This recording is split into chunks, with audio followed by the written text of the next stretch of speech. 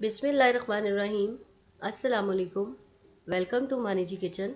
आज मैं आपके लिए चने की दाल और पालक की एक ऐसी यूनिक रेसिपी लेके आई हूँ कि अगर आप इसे एक दफ़ा ट्राई करेंगे तो आप ढाबे की दाल भूल जाएंगे। ये इतनी अच्छी और इतनी यूनिक दाल बनती है और इसमें तड़का जो लगता है उससे तो दाल का फ्लेवर बहुत ही अच्छा हो जाता है। आप इसे एक दफ़ा ज़रूर ट्राई कीजिएगा, ये बहुत मज़ेदार बनती है। दाल और रोटी के साथ भी आप इसको खा सकते हैं इस दाल को, और चावलों के साथ भी खा सकते हैं। ये इतनी मज़ेदार और जायकेदार बनती है। आइए तो इसे बनाना शुरू करते हैं। बिस्मिल्लाहिर्रहमानिर्रहीम। ये मैंने 2 कप चने की दाल ली थी। इसमें मैंने पानी डाल के इसको 1 घंटा के लिए सोक कर दिया था। अब हम इसको अपनी कढ़ाई में डालेंगे बॉईल करने के लिए। आपने इसको अच्छी तरह से धोना है क्योंकि दाल वगैरह के ऊपर इन्होंने पॉलिश की होती है तो केमिकल लगे होते हैं। तो इसको आपने अच्छी तरह से वॉश करने के बाद फिर आपने बॉईल करने के लिए रखना है।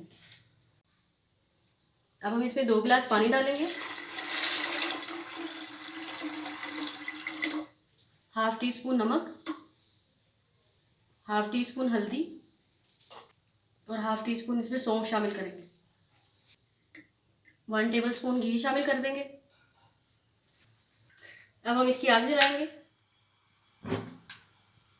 पहले इसको हमने बॉयल आने तक फुल आग पे रखना है। ये देखिए जो इसके ऊपर स्कम आ रहा है इसको आपने उतारते जाना है। अगर हम ये ना उतारें तो इससे जो खाने का टेस्ट है दाल का आपका वो अच्छा नहीं आएगा, इसलिए हम इसको उतारते जाएंगे।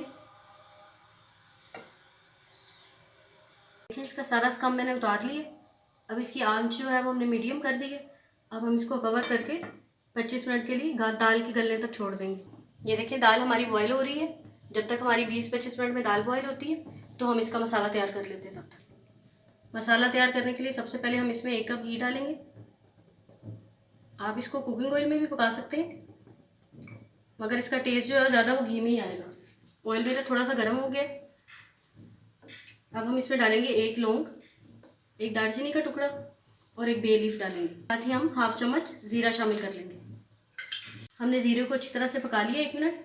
अब हम इसमें 2 चम्मच लहसुन अदरक का पेस्ट शामिल कर देंगे। आपने लहसुन अदरक का कलर ब्राउन नहीं करना, इसको सिर्फ आपने थोड़ी देर पकाना है। जैसे ही इसका कच्चापन ख़त्म हो जाएगा तो फिर हम इसमें बाकी चीज़ें शामिल करेंगे। अब हमने जीरे के साथ लहसुन अदरक को 1 मिनट पका लिए। ये देखिए इसका कच्चापन दूर हो गया, ये बिल्कुल जला नहीं है। अब हमें ये मैंने 2 मीडियम साइज़ के प्याज लिए थे, इसको मैंने बारीक काट लिए, ये भी इसमें शामिल कर दूँगी। प्याज का कलर लाइट गोल्डन होने तक हम इसको अच्छी तरह से इसके साथ पका लेंगे।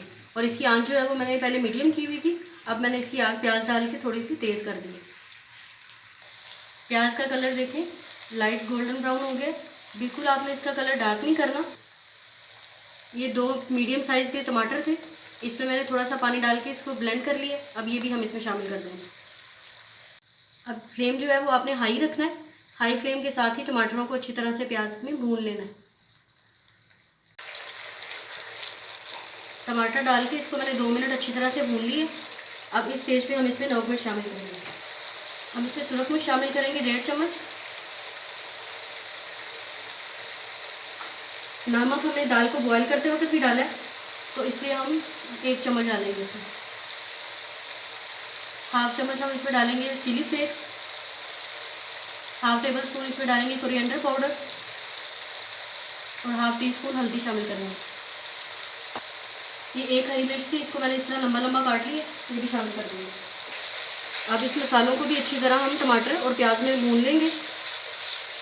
अब आपने इसकी अच्छी तरह से 2 मिनट भुनाई करनी है ताकि इसका जो ऑयल है वो सारा ऊपर आ जाए और जो आपके मसालों का कच्चापन है वो दूर हो जाए। जितना अच्छा आप इसका मसाला भूनेंगे और इससे ये ग्रेवी तैयार होगी उतनी अच्छी आपकी दाल बनेगी। इसे मैं मज़ीद 2 मिनट भूनती फिर आपको इसकी कंडीशन दिखाती।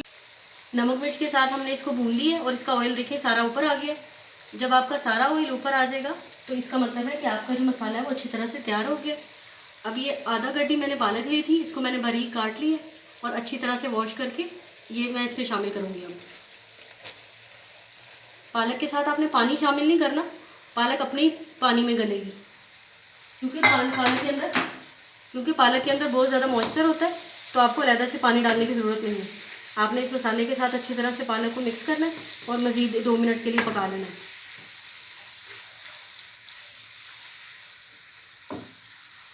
अब इस कंडीशन में हम इसमें दाल शामिल करेंगे थोड़ी सी। ये देखिए दाल जो मैंने बॉईल की हुई थी वही है, 1 चम्मच भर के हम इसमें शामिल करेंगे। और इस दाल को आपने अच्छी तरह से चम्मच से ऐसे बारीक पीस लेना है। इस तरह पीसने से ये होगा कि आपकी दाल का जो टेस्ट है वो एक तो बढ़ जाएगा और जो आपकी दाल है वो बिखरी बिखरी नहीं रहेगी, बड़ी अच्छी कंबाइन पकेगी और आपका मसाले का टेस्ट जो है वो भी ज़्यादा बढ़ेगा। अब मैं इसको अच्छी तरह से ऐसे इसमें मिक्स कर लेती, फिर मैं आपको दिखाती हूँ कि हम इसमें अब क्या शामिल करेंगे। ये देखिए मैंने दाल को अच्छी तरह से इसमें मिक्स कर ली है। अब ये मसाला ही आपको कितना कंबाइन लगने लग गया है, पालक के साथ बिल्कुल दाल मिक्स हो गई है। ये दाल बॉईल की थी हमने, ये इसके साथ जो पानी था इसके साथ ही हम इसको शामिल कर देंगे इसमें। अब जो इसका फ्लेम है वो हाई कर देंगे और हाई फ्लेम के साथ इसको अच्छी तरह से पकने देंगे। जैसे इस पानी में बबल आने शुरू होंगे हम इसको कवर करके 5 से 8 मिनट के लिए मज़ीद पका लेंगे, क्योंकि जो एक कनी हमने दाल में हल्की सी छोड़ी थी वो इसके साथ ही गल जाएगी और दाल में जो जायका आ जाएगा मसालों का। अब हम इसके बबल आने का वेट करते हैं, फिर हम इसके ऊपर कवर कर देंगे। ये देखिए इसमें बबल आना शुरू हो गए। अब हम इसको एक दफ़ा अच्छी तरह हिला लेंगे, मिक्स करेंगे दाल को इसके साथ।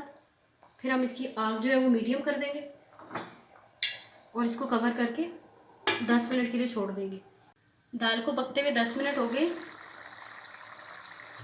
ये देखिए दाल हमारी बिल्कुल तैयार है। अब हम दाल को एक बाउल में निकाल लेंगे, क्योंकि जो हम तड़का तैयार करेंगे दाल के लिए वो हम इसके ऊपर लगाएंगे। देखिए कितनी मज़ेदार दाल बनी है। आप इसे चावलों के साथ भी इंजॉय कर सकते हैं और रोटी के साथ भी आप इसको खा सकते हैं। आपको दोनों तरीक़ों से ये बड़ी अच्छी लगेगी।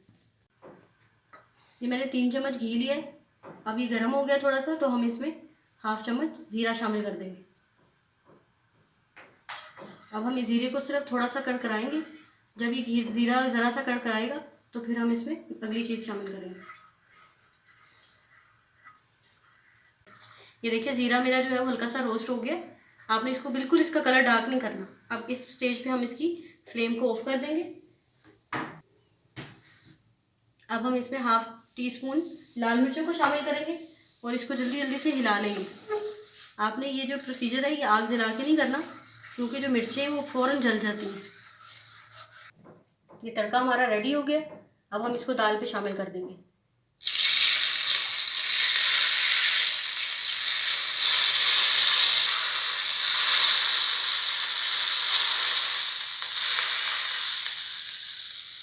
अब हम इसको गार्निश करेंगे थोड़े से हरे धनिए के साथ,